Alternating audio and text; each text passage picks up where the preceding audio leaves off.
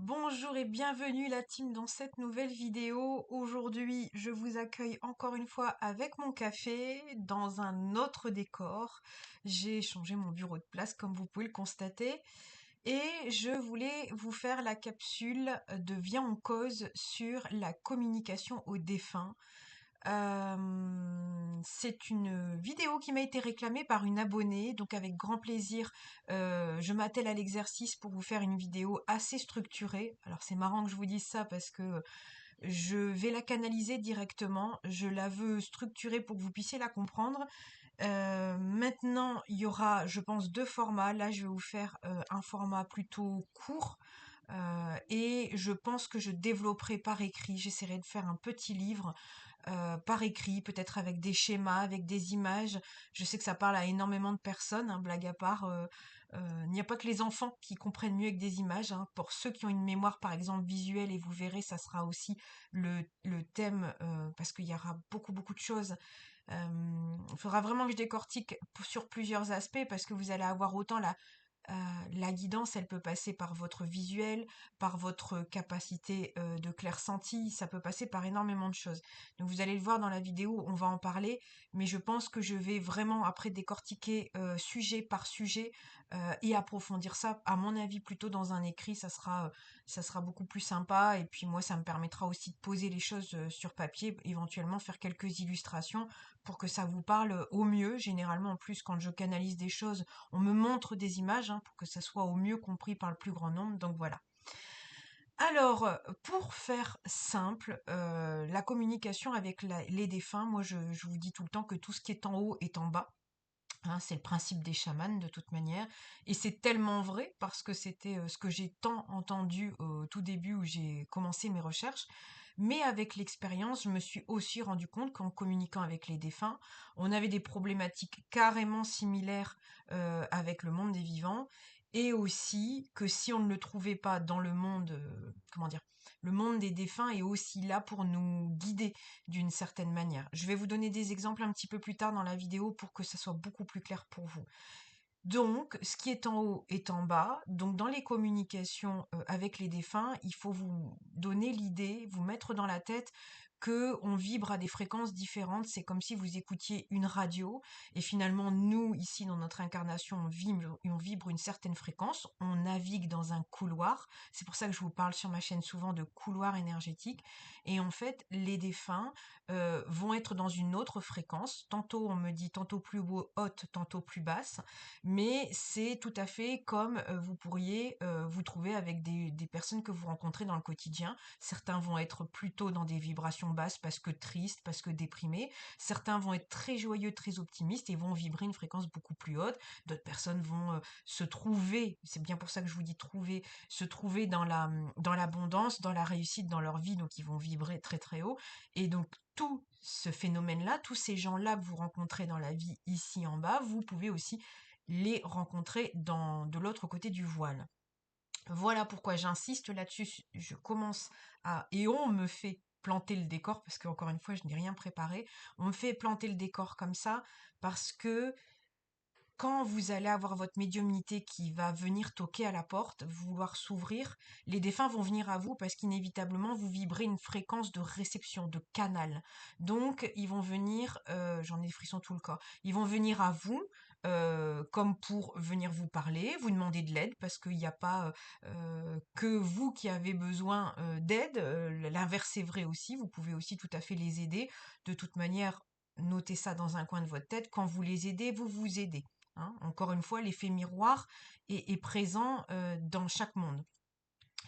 Et donc, le souci là-dedans, c'est que c'est à vous de choisir si vous êtes prêt, si vous êtes bien, pour vous brancher à la fréquence et aider cette personne, cette entité, communiquer avec elle.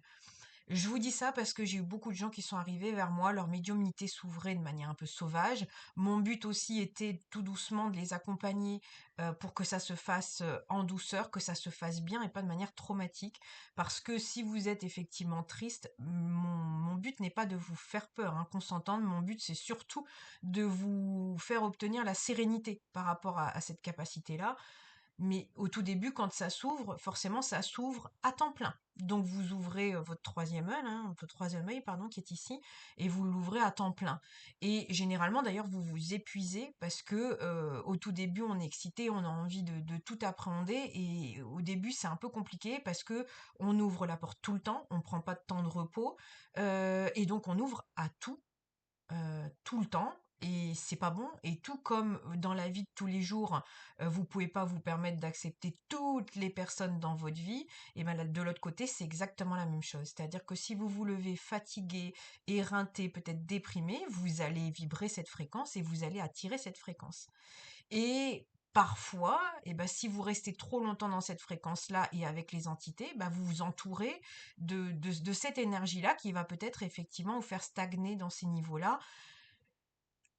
Tout est question d'exercice et de se dire le matin, je suis pas dans la meilleure fréquence, pas dans celle dans laquelle je veux naviguer, donc je me permets de dire non merci. Tout comme un matin, vous vous lèveriez patraque, avec une envie de pas forcément communiquer avec les gens, et ben vous allez rester dans votre coin le temps que de vous ressourcer, de vous énergiser. Et ben là, c'est exactement la même chose. Donc, c'est simplement une mise en garde de vous dire, parce que j'ai beaucoup de personnes, leur médiumnité s'ouvre et me disent, mon Dieu, mais le matin, je me réveille, j'entends des choses, voilà, c'est pas terrible. Oui, oui, ça arrive. Je vous dis, c'est l'histoire de la radio, vous voyez, qui se branche sur une fréquence. Donc, bah, au réveil, vous y pouvez trop rien, hein. Surtout au réveil, ça on fera peut-être une vidéo si ça vous intéresse sur ce que l'âme vient faire dans la nuit. Donc l'âme, finalement, elle redescend tout doucettement dans votre corps et elle est obligée de baisser en niveau vibratoire. Je donne des frissons tout le corps. Elle est obligée de baisser au niveau vibratoire pour rentrer dans votre corps. Donc vous n'êtes pas au meilleur de votre forme quand votre âme revient dans votre corps. Et à ce moment-là, il y a les premières phases de réveil. Et là, vous êtes branché à cette fréquence assez basse. Il vous faut un petit temps de latence pour remonter un peu vos énergies. Voilà. Donc sachez qu'il y a tout ce décor-là qui se plante, donc une médiumnité, c'est pareil, ça s'incarne et ça se maîtrise. Tout comme vous allez maîtriser votre rapport aux autres, et c'est toujours vous le patron, c'est toujours vous le capitaine du bateau, en médiumnité, si je puis me permettre un conseil pour vous tous, si les portes commencent à s'ouvrir, c'est toujours de vous dire que c'est vous qui êtes capitaine du bateau, vous n'êtes pas esclave de vos dons. Vos dons, c'est comme l'argent, faut pas être esclave de l'argent. Vos dons, ça doit vous permettre de vous incarner pleinement. Et puis, bien entendu, pour donner une petite aparté aussi, sachez que ça m'arrivait souvent d'expérimenter, par exemple de parler pour une personne que je connaissais avec des défunts qui étaient dans son habitation. Ils relevaient une problématique qui leur appartenait à eux, mais qui en effet à miroir appartenait à la personne qui vivait dans les lieux. Et cette personne, quand je lui en ai parlé, elle m'a dit ça ne m'étonne pas. Alors toi, tu l'as vu avec les défunts, mais je l'ai vu dans la vie avec d'autres choses qui sont arrivées dans ma vie. Donc les défunts sont une autre guidance pour ceux qui sont branchés à cette guidance-là. Et qui sont sensibles à ça. Et effectivement, il y a d'autres personnes qui ne sont pas du tout sensibles à cette sphère-là. Et donc, ben, vous allez l'avoir, votre guidance, vous allez l'avoir dans tout à fait autre chose. Voilà.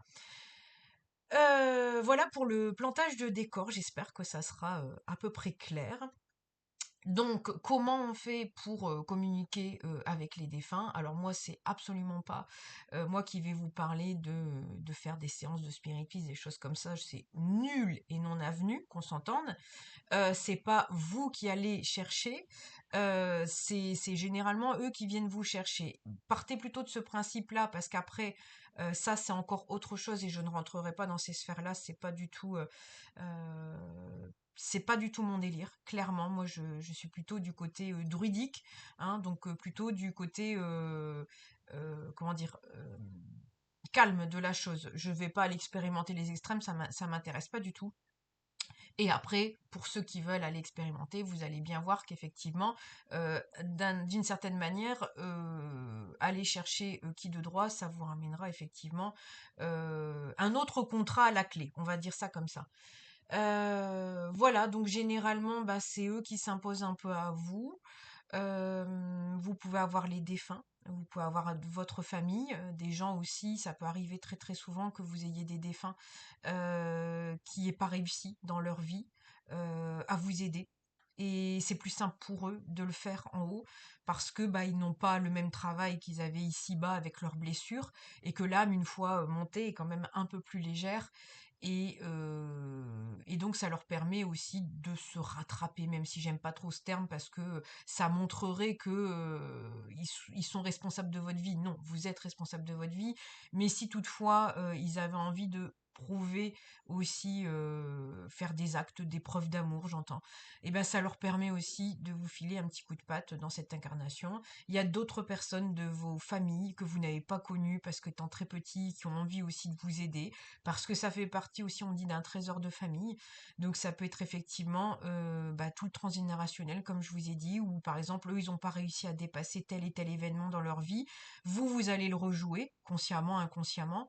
Et donc, leur but aussi, c'est de vous aider de l'autre côté en vous donnant des filons, des compréhensions et le courage de dépasser les épreuves et de casser le cycle aussi répétitif dans les lignées familiales. Voilà, et puis après, bah, vous avez des défunts que vous ne connaissez pas du tout, qui peuvent effectivement résider dans les maisons. Ça, vous le savez, quand vous passez dans une maison, vous avez un challenge à dépasser, hein. La maison vous accueille avec ses forces et ses faiblesses, tout comme un humain. Et donc, le but, c'est de dépasser ça aussi. Et puis, des fois, vous avez effectivement des personnes qui sont restées dans les maisons et qui vous permettent de comprendre ce que vous venez dépasser aussi, parce que selon l'historique et selon la mémoire de la maison, eh ben, vous allez revivre en effet miroir à peu près euh, les mêmes choses ou des choses dans ce même goût. Et effectivement, ça nous arrive d'intervenir. Je dis nous parce que j'ai des personnes autour de moi qui ont les mêmes capacités. Et ça nous arrive effectivement de résider temporairement, par exemple, chez des gens pour garder les animaux l'été. Je pense à une amie, hein, et qui m'a posé la question il y a peu de temps. Et effectivement, comme on est très réceptif, on arrive à se mettre en communication avec le défunt. Et puis très rapidement, on se rend compte de la problématique qui se joue, vous voyez, la lumière revient, de la problématique qui se joue dans la maison. Et donc, on est là un peu pour dépasser ce schéma-là. Et puis, et puis libérer effectivement la personne qui a besoin d'avoir justice aussi, hein, l'entité, le défunt qui a besoin d'avoir justice sur son histoire, parce que ça arrive très très souvent. Et donc on libère toute cette lignée-là, et généralement la personne qui réside dans ces lieux fait partie de cette même lignée. Voilà, j'espère que je suis claire et que je vais pas trop trop loin. Je vous dis, je vous referai un écrit pour justement poser les choses un petit peu plus organisé peut-être par chapitre, hein, que vous ayez le loisir de relire ça. Voilà, donc après vous pouvez avoir bah, forcément des entités que vous connaissez ou que vous ne connaissez pas. Et puis après, bah, vous avez aussi la possibilité bah, de communiquer avec vos anges, vos guides, ça j'en ai fait une vidéo. Et vous avez aussi la possibilité de demander à être accompagné ou être inspiré par des personnes décédées. Moi, je vous ai conseillé dans l'autre vidéo, je vous le conseille encore aujourd'hui, de demander plutôt à vos guides ou à vos anges gardiens si vous pouvez être inspiré d'un défunt, etc. Après, vous pouvez demander au défunt directement de vous guider et de demander par exemple à l'archange Michael de chapeauter ce mentoring, ce coaching, par exemple. Je pense par exemple à des artistes qui auraient besoin d'être inspirés par d'autres artistes défunts. Et ben vous pouvez le faire, mais protégez-vous toujours avec l'archange Michael et de lui demander aussi de protéger ce coaching, comment je pourrais dire, oui, cette communication parce que vous n'êtes pas à l'abri que le défunt vibre à une fréquence différente et que ça soit pas bon pour vous de l'amener dans votre vie. Ce qui me fait amener à vous dire ça aussi, dans tous les couloirs de fréquence, c'est pas parce qu'une personne décède que d'un seul coup elle monte dans les hautes sphères. Ça reste toujours la même chose que nous. On nage tous dans des eaux différentes. Encore une fois, il n'y a pas de jugement là-dessus. On a tous des niveaux de compréhension d'âme différentes. Et je ne sais plus si je vous en avais parlé dans une vidéo, je pense, mais je vais vous redonner l'exemple. L'exemple d'avec ma grand-mère qui est décédée quand j'étais très très jeune. J'étais très très fusion avec elle. Et effectivement, à un moment dans ma vie, elle est venue me donner un conseil. Et très rapidement, je me suis mise en colère. Et, et encore une fois, je me suis énervée. Alors, surtout, entre guillemets, vous en voulez pas de vous énerver contre un défunt parce que il y a le côté aussi de sacraliser les gens canoniser les gens qui sont décédés. Certes, vous devez le respect à vous-même et à toutes les personnes, qu'elles soient vivantes ou décédées. Mais d'un autre côté, quand vous n'êtes pas en accord avec ce qui se dit, gardez toujours votre libre arbitre. C'est pas parce que les personnes sont décédées qu'elles sont infaillibles. Je me permets juste cette petite parenthèse et vous allez le voir avec mon exemple, ça s'illustre tout à fait bien. J'aime énormément ma grand-mère et je la respecte énormément. Mais là, j'ai eu un coup de colère et je me suis dit pourquoi je me mets en colère contre elle? C'est jamais arrivé. Pourquoi je me mets en colère contre elle? Parce que je me suis dit la colère, c'est que ça a dépassé mes limites. Quelles sont mes limites? Et là, elle me donnait un conseil et elle me poussait. Elle me prodiguait un conseil qui allait m'amener vers une situation qui me paraissait pour moi toxique. Et donc je lui ai dit, mais moi j'ai dépassé ça, c'est pas possible. Et effectivement, quand je me suis un petit peu calmée, je suis un peu redescendue, je lui ai dit, mais je comprends pas pourquoi tu m'envoies dans le mur là. Et c'est en ce sens-là que j'étais en colère contre elle. Et à un moment, elle me dit, mais moi je comprends pas, mais moi je te donne ce que moi, ce que moi je pense bon, en fait. Et là, j'ai pigé. Et là, j'ai pigé, vous voyez, le chat miaule finalement. Et là, j'ai pigé que c'est pas une question, c'est toujours une question de libre arbitre. On vous donne un conseil en haut comme en bas. Voyez toujours ce que ça résonne en vous, en fait. C'est en ce sens-là que je vous dis de garder votre libre arbitre. Parce que les défunts peuvent bien vous aider, mais ils iront jusqu'à concurrence de ce qu'ils ont pu expérimenter et jusqu'où ils ont pu expérimenter leur niveau de bonheur. Et le leur n'est pas le vôtre. Vous voyez ce que je veux dire? Ils, ils vous connaissent bien parce ils vous sentent plus qu'ils vous voient, hein, dans les énergies, mais ils vont jusqu'au max de leur capacité. Et parfois, eh ben, vous êtes la génération qui a dépassé déjà, l'élève a dépassé le maître, hein, toujours dans le respect, mais et c'est tant mieux, et c'est comme ça que ça devait se faire. Mais donc, voyez à quel point la guidance tant réclamée peut ne pas vous convenir tout à fait.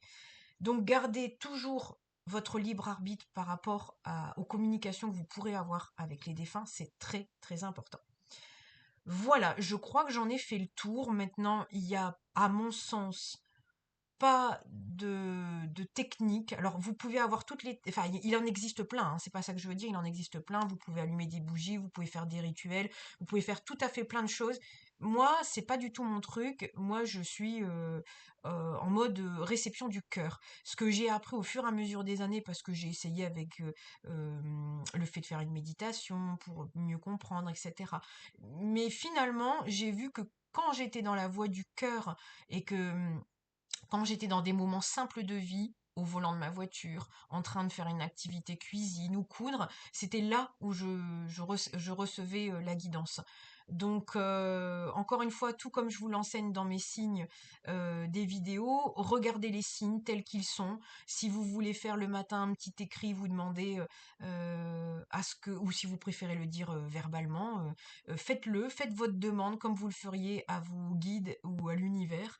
Et puis vous verrez que dès qu'ils ont un petit temps, ils viendront. Et s'ils ne viennent pas, surtout, ne vous vexez pas. Encore une fois, c'est peut-être qu'ils ont autre chose à faire parce que ils ne sont pas corvéables à merci. C'est ça aussi le respect. Tout comme vous ne forceriez pas un ami à être dispo tout de suite, c'est exactement de la même chose de l'autre côté. Et puis aussi, tout comme un ami ne vous aiderait pas, ne vous en voulez pas, ne lui en voulez pas, parce que c'était peut-être pas la bonne combinaison et on vous apportera de l'aide, peut-être d'une autre personne que vous ne connaissez pas et au final, vous n'avez peut-être pas besoin de la connaître, vous allez avoir cette aide, vous allez avoir cette réponse. La réponse, vous l'aurez. Voilà. Écoutez, il ne me reste plus qu'à vous dire bonne communication avec les vôtres, parce que nous sommes toute une grande famille. Moi, je suis très adepte du principe Ho'oponopono. Donc, même si vous ne connaissez pas les gens qui soient en haut ou qui soient en bas, nous restons quand même un. Donc voilà, donc si vous avez surtout des questions, parce que je répète, ce format n'a pas été préparé et je l'ai voulu canaliser. Si vous avez des questions, n'hésitez pas à me les poser dans les commentaires, je vous répondrai autant que je peux. Si toutefois il fallait faire même un live pour approfondir un petit peu des questions, pourquoi pas. Et moi de mon côté, ça me tient vraiment à cœur de faire un petit format, un petit livre, avec des explications, avec des schémas. Je pense que ça pourrait être tout à fait sympa pour ceux qui se posent de plus amples questions. Il ne me reste plus qu'à vous embrasser très très fort et je vous dis à très bientôt pour une nouvelle vidéo. Bisous bisous.